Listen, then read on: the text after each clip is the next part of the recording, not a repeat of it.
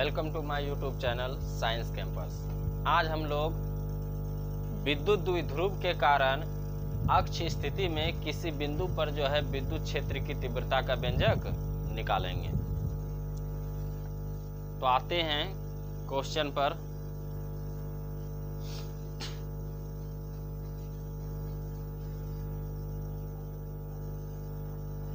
Question है विद्युत द्विध्रुव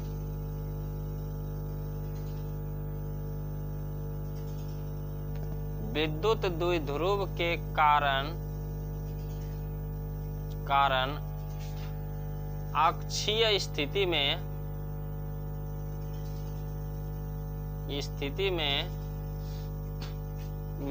किसी बिंदु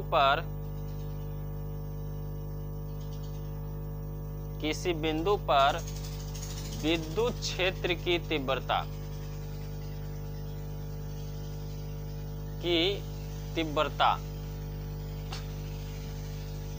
का व्यंजक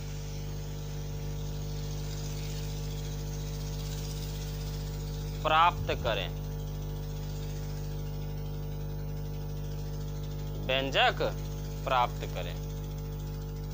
विद्युत द्विध्रुव के कारण किसी बिंदु पर जो है अक्ष स्थिति में विद्युत क्षेत्र की तीव्रता का व्यंजक प्राप्त करना है।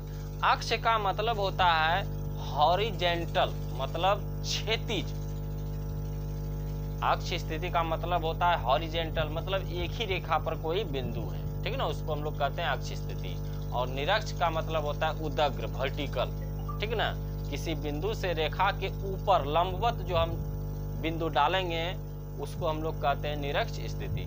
तो हम लोग अक्ष स्थिति में निकालेंगे। तो मान लेते हैं ये मेरा विद्युत द्विध्रुव है, मान लेते हैं ये ए बी है। क्या है? ए बी है। ये माइनस म्यू क्यू कूलम है और ये प्लस क्यू कूलम है, ठीक ना। और इसका मिडिल में क्या होगा? मध्य बिंदु, जिस पर दोनों का प्रभाव क्या होगा? शून्य होगा। ये लंबाई हम माने थे L, ये भी माने थे L। टोटल हुआ था मेरा 2L हुआ था, टोटल लंबाई हुआ था 2L। अब इससे जो है अक्ष स्थिति में, मतलब इसी रेखा पर मान लेते हैं कोई बिंदु P है जिस पर हमको विद्युत क्षेत्र की तीव्रता निकालनी है, E निकालनी है, ठीक ना। इसी को हम लोग कहते हैं अक्ष स्थिति। मतलब एक ही रेखा पर बिंदु अगर हम डालेंगे तो उसको कहेंगे अक्ष स्थिति। अगर उदग्र रूप में डाल देंगे तो उसको कहेंगे निरक्ष स्थिति कहेंगे। तो मान लेते हैं O से जो है R दूरी पर कोई बिंदु P है जिस पर हमको जो है विद्युत क्षेत्र की तीव्रता का व्यंजक प्राप्त करना है। तो सबसे पहले इसको हम डिफिनिशन इसका लिखेंगे। पहले लिखेंगे माना कि ए बी कोई विद्युत द्विध्रुव है।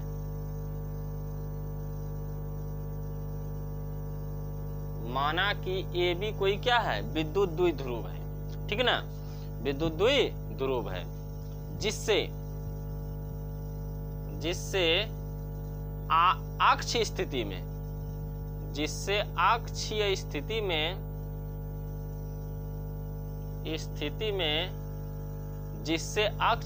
में R दूरी पर, देखो यहां से यहां दूरी कितना है? R दूरी पर कोई बिंदु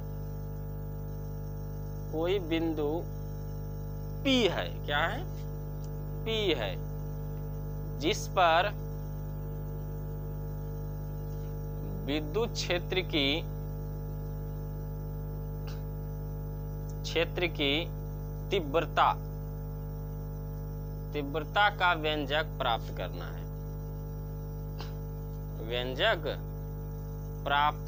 है,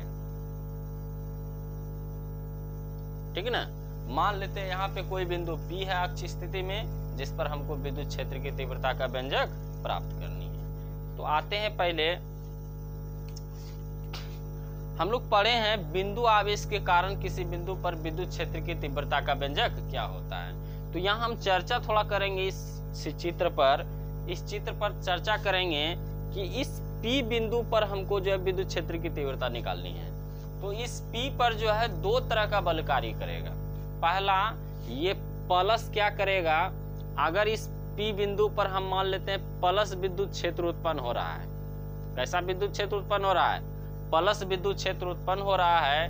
तो ये प्लस क्या करेगा, उसको विकर्षित करेगा, नहीं उसको और फैलाएगा, दूर भेजेगा। मतलब प्लस विद्युत क्षेत्र है और ये प्लस आवेश है, तो दोनों के बीच में क्या होगा, विकर्षण बल लगेगा। अर्थात ये जो बल लगेगा ये इस दिशा में होगा, ठीक ना। लेकिन जब माइनस इस पर आवेश बल लगाएगा तो देखो ये प्लस है और आवेश क्या है, माइनस है, तो ये दोनों के बीच जो बल लगेगा वो आकर्षण होगा।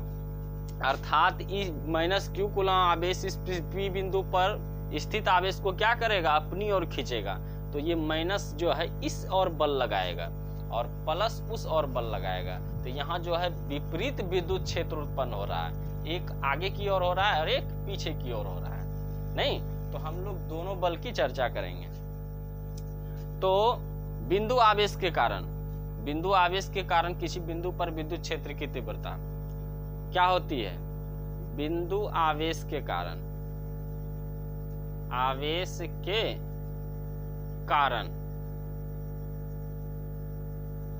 विद्युत क्षेत्र की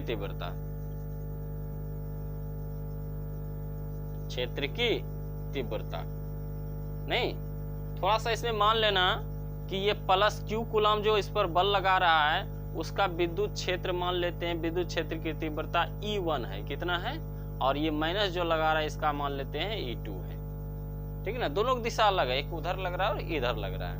तो कारण तीव्रता पहले हम लिखते हैं प्लस क्यू कूलम आवेश के कारण, प्लस क्यू कूलम आवेश के कारण, तो प्लस क्यू कूलम आवेश के कारण क्या हो जाएगा, E1 बराबर विद्युत क्षेत्र की तीव्रता E1 है ना, E1 बराबर 1/4 पाई एप्सिलॉन 0 इंटू Q/r², यही होता था ना।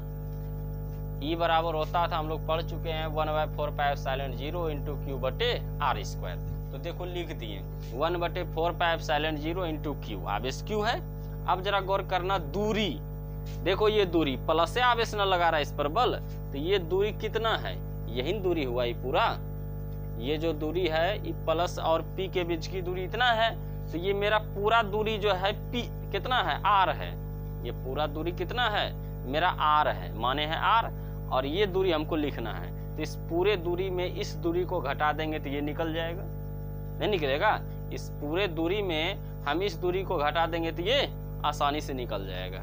अर्थात इस R में हम L को घटा देंगे तो ये दूरी निकल जाएगा। तो पूरा दूरी कितना हो जाएगा, R माइनस L, इसका क्या होगा, स्क्वायर। नहीं, इसको मान लो समीकरण फर्स्ट। अब माइनस क्यू कूलम आवेश के कारण,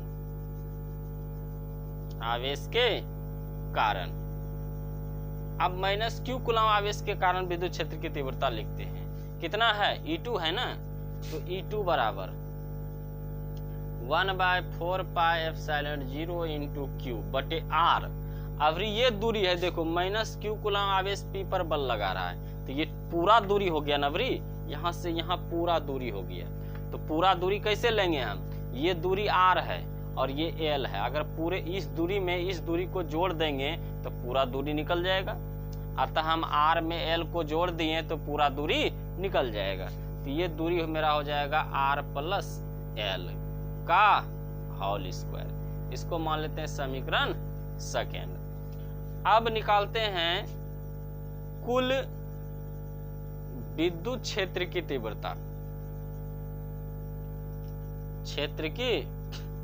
तीव्रता, नहीं, जरा यहाँ गौर करना कि यहाँ हम बताए थे दो तरह का बल लग रहा है, एक उस ओर लग रहा है और एक इस ओर लग रहा है। एक को अलग अगर हम प्लस लेंगे तो दूसरा को क्या लेना पड़ेगा, माइनस लेना पड़ेगा, क्योंकि विपरीत बल लग रहा है। तो E1 को तो हम प्लस लिए थे, तो E2 को क्या ले लेंगे, हम माइनस में ले लेंगे, क्योंकि विपरीत बल लग रहा है। अब कुल विद्युत क्षेत्र की तीव्रता मान लेते हैं हम E है, कितना है, कुल विद्युत क्षेत्र की तीव्रता जो है P पर कितना है, मान लेते E है। तो कुल विद्युत क्षेत्र की तीव्रता E बराबर E1 प्लस E2, दोनों के विद्युत क्षेत्र की तीव्रता को अगर हम जोड़ देते हैं तो कुल विद्युत क्षेत्र की तीव्रता निकल जाएगा। तो E बराबर हो गया, E1 का मान देखो निकाले हम 1/4 पाई एप्सिलॉन 0 इंटू क्यू बटे R माइनस L का होल स्क्वायर। अब प्लस E2 का भी मान निकाले हैं -1/4 पाई एप्सिलॉन 0 इंटू क्यू बटे R प्लस L का होल स्क्वायर। अब इसको आगे सॉल्व करो। E बराबर 1/4 पाई एप्सिलॉन 0 इंटू क्यू बटे R माइनस L का होल स्क्वायर, और प्लस इंटू माइनस क्या हो जाएगा माइनस, तो 1/4 पाई एप्सिलॉन 0 इंटू क्यू बटे R प्लस L का होल स्क्वायर। यहाँ तक हो गया। आगे इसको हम सॉल्व करते हैं।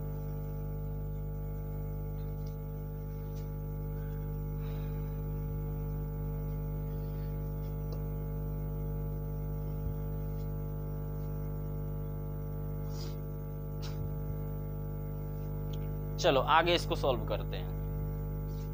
आगे क्या होगा, दोनों में क्या मिल रहा है, दोनों में कॉमन क्या मिल रहा है, तो इसमें 1/4 पाई एप्सिलॉन 0 इंटू क्यू मिल रहा है, तो उसको निकाल लेते हैं। तो 1/4 पाई एप्सिलॉन 0 इंटू क्यू मिल रहा है, तो निकाल लिए। तो यहाँ बचा 1/R माइनस L का होल स्क्वायर, और माइनस यहाँ बचा 1/R प्लस L का होल स्क्वायर। ठीक, अब इसको आगे लेके चलते हैं। E बराबर 1/4 पाई एप्सिलॉन 0 इंटू क्यू, ये दोनों का एलसीएम ले लो।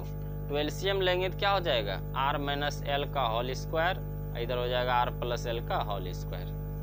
अब ये दोनों कट गया, बचा कितना, R प्लस L का होल स्क्वायर, फिर माइनस ये दोनों कट गया तो बचा R माइनस L का होल स्क्वायर। नहीं, अब इसको आगे और करते हैं। 1/4 पाई एप्सिलॉन 0 इंटू क्यू। अब ऐसा करो, देखो यहाँ पे A प्लस, इसको A मान लो, इसको B मान लो, तो A प्लस B का होल स्क्वायर, और यहाँ क्या है, A माइनस B का होल स्क्वायर। ठीक है ना, A प्लस B का होल स्क्वायर और A माइनस B का होल स्क्वायर। तुम लोग पढ़े होगे कि A प्लस B का होल स्क्वायर और माइनस A माइनस B का होल स्क्वायर बराबर होता है 4AB।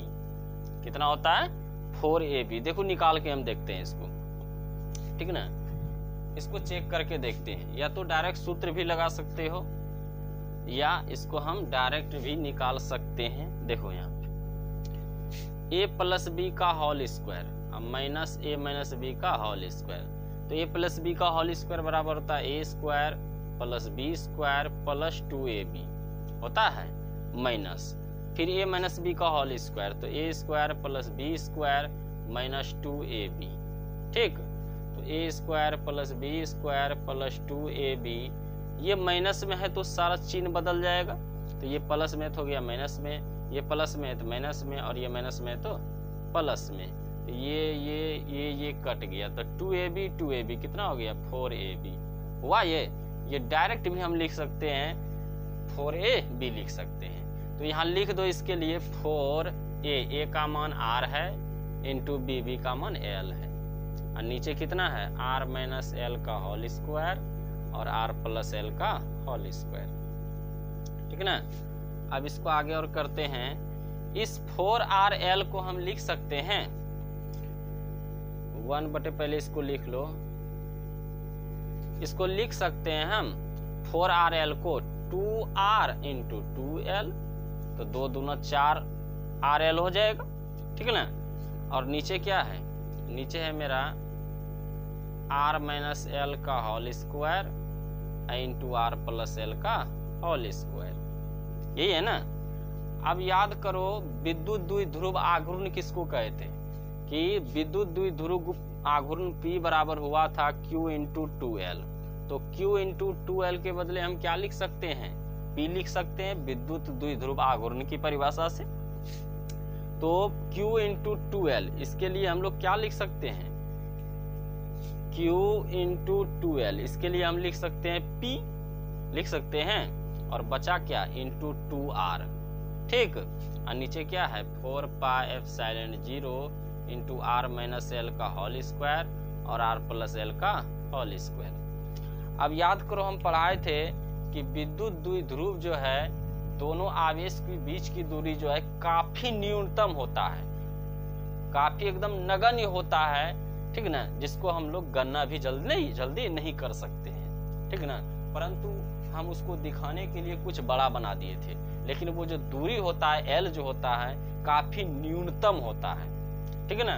तो अब चर्चा करो, ये जो हम आर लिए थे इस आर की तुलना में जो है एल क्या होगा, काफी नगण्य होगा, और नगण्य होगा तो आर की तुलना में इसको हम शून्य मान सकते हैं, ठीक ना।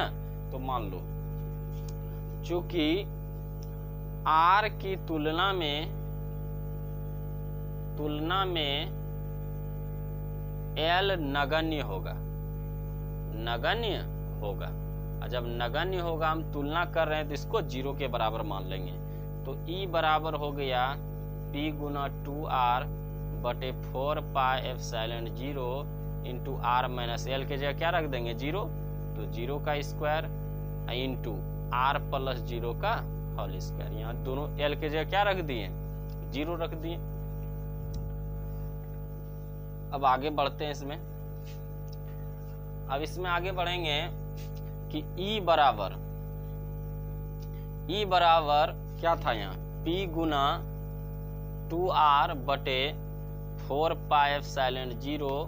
अब R में 0 घटाएंगे, R ही बचेगा, तो R का क्या है स्क्वायर है ना, इंटू R में 0 जोड़ेंगे, R ही बचेगा, तो R का भी स्क्वायर हो जाएगा, ठीक।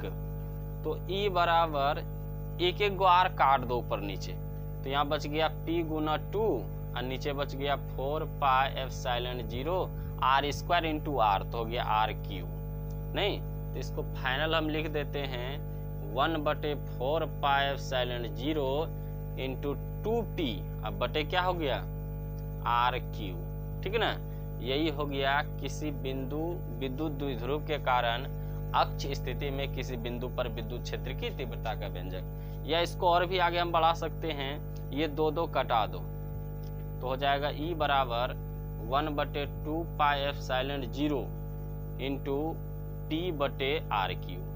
ये भी हो सकता है, इसका व्यंजक हो सकता है, ठीक है ना। तो दोनों में से कोनो इसका व्यंजक दोनों हो सकता है, ठीक। अब हम लोग निरक्ष स्थिति में निकालेंगे अगले वीडियो में।